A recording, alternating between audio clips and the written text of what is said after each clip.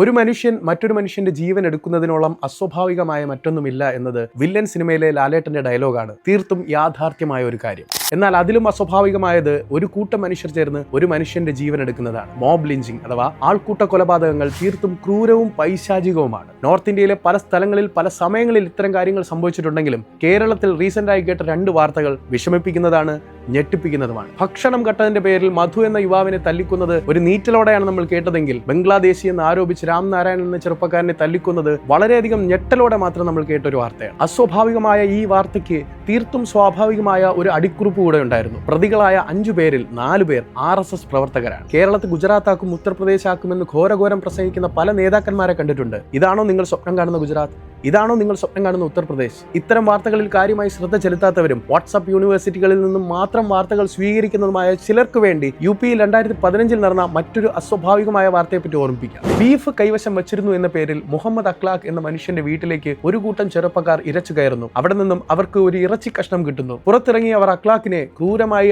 അടിച്ചും ഇടിച്ചും ചവിട്ടിയും കൊല്ലുന്നു. എന്നാൽ പിന്നീടുള്ള അന്വേഷണത്തിൽ അത് ബീഫ് പോലും ആയിരുന്നില്ല, മട്ടൺ ആയിരുന്നു എന്ന് തെളിയുകയും 19 പേർക്കെതിരെ പോലീസ് കേസെടുക്കുകയും ചെയ്തു. എന്നാൽ ഇതിലെ അസ്വാഭാവികത ഇനിയാണ് സംഭവിക്കുന്നത്. 2019 യോഗിജി പങ്കെടുക്കുന്ന ഒരു മഹാറാലിയിൽ ഈ 19 പേരെ മെയിൻ സ്റ്റേജിൽ ഇരുത്തുകയും അവരെ മുഖ്യ അതിഥികൾക്ക് തുല്യമായി ആദരിക്കുകയും അവരുടെ ധീരകൃത്യത്തെ യോഗിജി വാനോളം പുകഴ്ത്തുകയും ചെയ്തു. പശുവിനെ കൊല്ലുന്നത് ഇല്ലീഗലാവുകയും എന്നാൽ അതിന്റെ പേരിൽ ഒരു മനുഷ്യനെ കൊല്ലുന്നത് ധീരതയാവുകയും ചെയ്യുന്ന വിരോധാഭാസം നിറഞ്ഞ ഒരു ഭാരതത്തിലാണ് നമ്മൾ ഇന്ന് ജീവിക്കുന്നത്. അവിടേക്കാണോ കേരളവും ഇന്ന് പോയിക്കൊണ്ടിരിക്കുന്നത്? അയാൾ ഒരു കള്ളനായിക്കോട്ടെ, ബംഗ്ലാദേശി തന്നെ ആയിക്കോട്ടെ, അയാളെ കൊല്ലാൻ നമുക്ക് എന്ത് അവകാശം? എന്റെ സ്ഥലം, എന്റെ വീട്, ഇവിടെ നിനക്കെന്ത് കാര്യം എന്ന് ചിന്തിക്കുന്ന മനുഷ്യന്റെ സ്വാർത്ഥതയിൽ നിന്നുമാണ് ഇത്തരം നീച പ്രവർത്തികൾ അരങ്ങേറുന്നത്. 2018 ഒരു പ്രളയം വന്നപ്പോൾ എവിടെയായിരുന്നു ഈ നമ്മുടെ സ്ഥലം? നമ്മുടെ ചുറ്റുമിറങ്ങി നോക്കിയാൽ ആയിരക്കണക്കിന് ലക്ഷക്കണക്കിന് അന്യസംസ്ഥാന തൊഴിലാളികൾ ഒരു നേരത്തെ ഭക്ഷണത്തിന് വേണ്ടി അവരുടെ ഉറ്റവരെയും ഉടയവരെയും എല്ലാം ഉപേക്ഷിച്ച് കേരളത്തിലേക്ക് വന്നത് നമുക്ക് കാണാൻ സാധിക്കും. അവരെ നമ്മൾ സ്നേഹത്തോടെ വിളിക്കുന്ന ഒരു പേരുണ്ട്, ഭായ്, സഹോദരൻ. കൊന്നതൊരു സഹോദരനെയാണെന്നുള്ളത്